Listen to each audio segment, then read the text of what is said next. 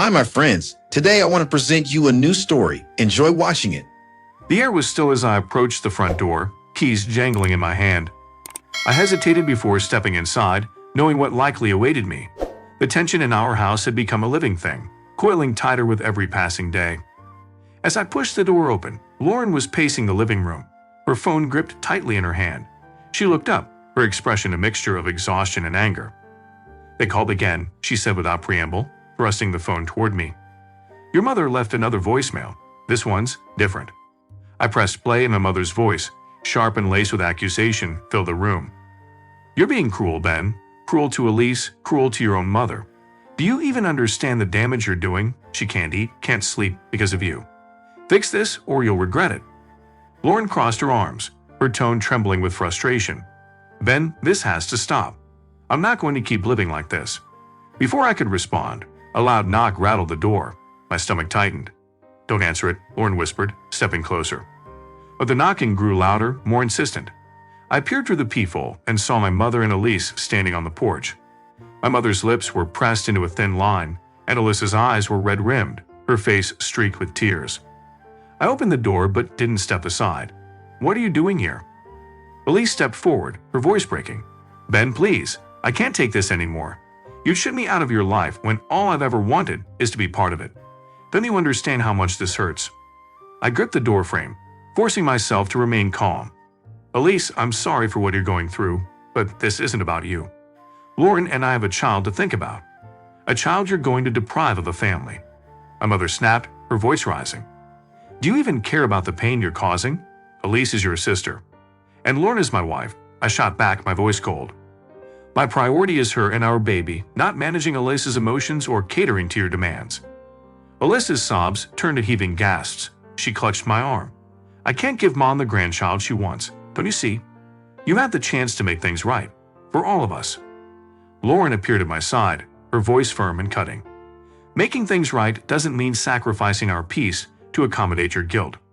We've been clear about our boundaries and you've ignored them. This ends now." My mother's face darkened. "You think you're above us, Lauren? You poisoned my son against his own family." "That's enough," I said sharply, stepping between them. "You're not welcome here if you're going to attack my wife. You need to leave." Elise's tears stopped as abruptly as they started, replaced by a hardened glare. "If you keep pushing us away, Ben, you'll regret it. Don't say I didn't warn you." I held the door open, unmoving. "Goodbye, Elise. Goodbye, Mom." They left reluctantly, my mother muttering under her breath as she guided Elise back to the car. When I closed the door, the silence felt heavier than their accusations. Lauren slumped onto the couch, her hands shaking. "How much longer do you think they'll keep this up?" "As long as we let them," I said, though I wasn't sure I believed it. I sat beside her, taking her hands in mine. The battle wasn't over, but one thing was certain: we weren't going to lose. A day later, the doorbell rang sharply, cutting through the quiet hum of the evening. Lauren and I exchanged a glance, her expression tightening. "They're here," she whispered, her voice low but tense. I nodded and rose from the couch, every step to the door feeling heavier than the last. When I opened it, my mother and Elise stood side by side on the porch, the cold autumn air swirling around them. Elise's face was pale, her eyes swollen, while my mother's gaze was fixed and accusing. "We need to talk," my mother said, pushing past me before I could respond. Elise hesitated, her arms crossed tightly over her chest, before following her lead. "This isn't a good time," I said, shutting the door behind them. Lauren appeared in the living room doorway, her jaw set. "Ben," my mother started, her voice strained but resolute. "This situation has gone far enough. You shut us out completely, and now Elise is suffering because of it. Is that what you want? To tear this family apart?" "This family tore itself apart the moment you demanded we terminate our pregnancy," I said sharply, keeping my voice steady. Elise flinched. "You don't understand," she said, stepping forward. "I've been trying. We've been trying for years. Do you know how it feels to see you get what I've wanted so badly, without even trying?" I took a deep breath, fighting the heat rising in my chest. "Elise, I'm sorry for what you're going through, but that doesn't justify Mom's behavior or yours. This is our life, and you don't get to dictate how we live it." "Don't you dare speak to her like that," my mother snapped, her voice rising. "She's in pain, Ben, real pain, and you're too selfish to see it." Lauren stepped forward, her voice calm but laced with steel. "We try to be understanding, but this isn't about Elise's pain anymore. It's about control. You've crossed every line imaginable, and we're done tolerating it." My mother turned to Lauren, her eyes narrowing. "You think you're the victim here. You've driven a wedge between Ben and his family, all because you refused to compromise." "Compromise?" Lauren's voice sharpened. "You demanded we end our child's life to spare your feelings. That's not compromise, it's manipulation." Elise broke down then, her sobs echoing in the room. "I just wanted to be an aunt," she choked out. "I just wanted to feel like I mattered." The sound of her anguish softened my anger, but only slightly. I turned to her, my tone firm. "You do matter, Elise, but this isn't the way to fix things. We can't keep sacrificing our happiness for yours." My mother's voice turned icy. "If you exclude us from this child's life, you'll regret it. Mark my words, Ben." "I've heard enough," I said, pointing to the door. "This conversation is over. You need to leave." For a moment, they didn't move. Then, reluctantly, Elise wiped her face and turned toward the door. My mother followed, shooting Lauren a glare that could have frozen fire. As the door closed behind them, I exhaled slowly, the weight of the confrontation pressing heavily on my chest. "They won't stop," Lauren said softly, her arms wrapping around her stomach. "No," I said, pulling her close, "but neither will we." The first sign of trouble came the next morning, as Lauren and I sat at the kitchen table. The smell of fresh coffee lingered in the air, but neither of us touched our cups. My phone buzzed incessantly on the counter. At first, I ignored it, but when the buzzing didn't stop, I picked it up. My stomach dropped. "What is it?" Lauren asked, leaning forward. I turned the screen toward her. Text after text from Elise and my mother filled the screen. The words selfish, ungrateful, and cruel jumped out at me like venomous barbs. There was also a group text from extended family, a screenshot of my mother's post on social media, painting Lauren and me as heartless for abandoning Elise in her time of need. "They're making this public," I said, my voice tight. Lauren's phone buzzed as well. She unlocked it, her expression darkening. "Your mom tagged me," she muttered, showing me the post. It was worse than I thought, emotional manipulation disguised as concern, complete with a photo of Elise looking distraught. "She's trying to turn everyone against us," I said, gripping the edge of the table. Just then, the doorbell rang. My pulse quickened. Lauren and I exchanged a glance. "You think," she began, but I was already moving toward the door. When I opened it, I found one of my cousins, Mia, standing on the porch with an accusatory glare. "How could you do this to Elise?" she demanded. "She's family, Ben. You're going to let her suffer while you play house with Lauren?" "Not now, Mia," I said, stepping back to close the door, but she blocked it with her hand. "No, we're talking about this," she snapped. "You've crossed the line. Elise has always been there for you, and this is how you repay her. By cutting her out of your life over a misunderstanding." "A misunderstanding?" I shot back, my voice rising. "They demanded we terminate our pregnancy. How is that a misunderstanding?" "You're twisting things," Mia said, lowering her voice but still glaring. "They're hurting, Ben? You don't just turn your back on your own blood." Lauren appeared behind me, her voice calm but firm. "We're not turning our backs on anyone. We're setting boundaries that cross the moment they try to control our lives." Mia shook her head in frustration. "You're making a mistake," she said, stepping back. "When your child grows up without a family, remember this moment." Before I could respond, she walked away, her words leaving a bitter sting in their wake. I closed the door and leaned against it, my chest tightening. It was late afternoon when the knock came. Lauren and I were unpacking baby clothes in the nursery, trying to push the chaos out of our minds. The knock was sharp, deliberate, and immediately set my nerves on edge. "I'll get it," I said, my voice steady, though my pulse quickened. When I opened the door, there stood my mother and Elise. My mother's face was tight with barely concealed anger, and Elise looked pale, her lips pressed into a thin line. "We need to talk," my mother said, her tone brooking no argument. "I think we've said enough," I replied, keeping my hand on the doorframe. She stepped forward, forcing me to step back. "No, you haven't. Not nearly enough." Lauren appeared in the hallway, her eyes narrowing at the sight of them. "What are you doing here?" she asked, her voice calm but cold. "We're here because this nonsense has gone on long enough," my mother said, her voice rising. "You're tearing this family apart, Benjamin." "Really?" I shot back. "Because from where I'm standing, that's on you." Elise suddenly burst into tears, her voice cracking. "Do you think this is easy for me? Watching you get everything while I'm left with nothing? Everything?" I repeated, stunned.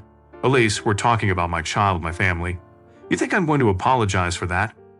"You don't understand," she cried. "Every ultrasound, every baby name, it's like a knife in my chest. Do you know what it feels like to want something so badly and have it slip through your fingers?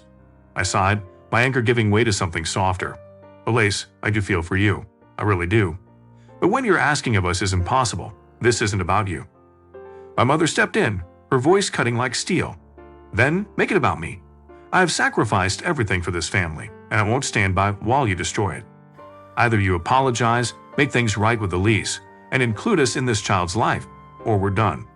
Permanently. Her words hum in the air like a storm cloud. Lauren stepped forward, her voice unwavering. So that's what this is, an ultimatum? You're willing to cut us out of your lives because we refuse to put your feelings above our child's well-being. My mother glared at her. You've manipulated him from the start. Don't think I don't see it. That's enough, I snapped, my patience finally snapping. You want to cut us out? Fine, but don't even dare come here and pretend this is about love. This is control, plain and simple. Elise sobbed louder, and my mother grabbed her arm. Come on, Elise. Let's lead these two to their perfect little lives. As they turned to leave, my mother paused, her eyes boring into mine. You'll regret this, Benjamin. When the dust settles, don't come crawling back. The doors slammed behind them, leaving a heavy silence in their wake. The days following the ultimatum were tense but quiet. Lauren and I focused on preparing for the baby, while my mother and Elise seemed to retreat, their absence a welcome reprieve. But the uneasy calm shattered one evening when I arrived home to find Lauren sitting rigid on the couch, a letter in her trembling hands. They'd taken it too far, she said, her voice a mixture of anger and disbelief. She handed me the letter. I scanned the words, my blood running cold. It was from a lawyer. My mother and Elise were demanding grandparents' rights, claiming our estrangement was harmful to the unborn child. They threatened legal action if we continued to exclude them. This is insane, I muttered, the letter crumpling in my fist. They're not just trying to control us anymore, Lauren said. They're trying to control our child. A cold determination settled over me, not on my watch. The confrontation came to a head 3 days later when my father called, begging me to meet at their house. He claimed he could mediate, but I knew better. This was my mother's doing. Against Lauren's wishes, I went hoping you end this war once and for all. As I stepped into the house, the air was thick with tension. My mother and Elise sat side by side on the couch, their expressions carefully composed. My father stood awkwardly near the fireplace, his eyes avoiding mine. Let's get to the point, I said, my tone sharp. What do you want? We want what's fair, my mother said, her voice laced with false calm. This child is part of our family, and we deserve to be involved. If you won't allow that, we have no choice but to take legal action. Fair? I scoffed. You think this is fair? Suing us before the baby is even born? Elise finally spoke, her voice trembling. I just want to be part of its life, Ben. Is that so wrong? I shook my head, my anger barely contained. It's not about what's wrong. It's about trust. And after everything you've done, I looked at my mother, then Elise. You burned every bridge you ever had with us. My mother's mask slipped, her voice rising. We've sacrificed for this family. For you. And this is how you repaid us. By shutting us out? No, I said, my voice steady. You shut yourselves out the moment you tried to control something that was never yours to control. As I turned to leave, my father stepped forward, desperation in his eyes. Ben, wait. No, Dad, I said firmly. You've enabled this for too long. If you want to be part of our lives, it's time to take a stand. The breaking point came later that night. My phone buzzed with a notification, a video posted by Elise. It was a tearful plea to the public, claiming that Lauren and I were cruelly cutting her out, that our actions were devastating the family. Within hours, comments poured in, strangers weighing in on something they didn't understand. Lauren, who had been holding up so well, finally broke down. I can't do this anymore, Ben. They're poisoning everything. That was it. I called the lawyer the next morning. Legal action would be taken, not to defend ourselves, but to protect our family. Restraining orders, full severance, whatever it took. But the final blow came weeks later. My father showed up unannounced, pale and hollow-eyed. Your mother, he began, his voice breaking. She collapsed this morning. Stress-induced heart attack. She didn't make it. I stood frozen, a wave of emotions crashing over me. Shock, guilt, anger. I thought you want to know, he added. Maybe now you can forgive her, and Elise. I said nothing, only closing the door behind him. In that moment, I realized the true cost of their obsession. Not just my family's peace, but their own lives. As Lauren came to my side, I whispered, it's over. Finally. And for the first time in months, the house felt still. Peaceful. Friends, what do you think of this story? Write your opinion in the comments. Would you like more stories? Don't forget to subscribe and hit the bell button so you don't miss any videos. See you tomorrow.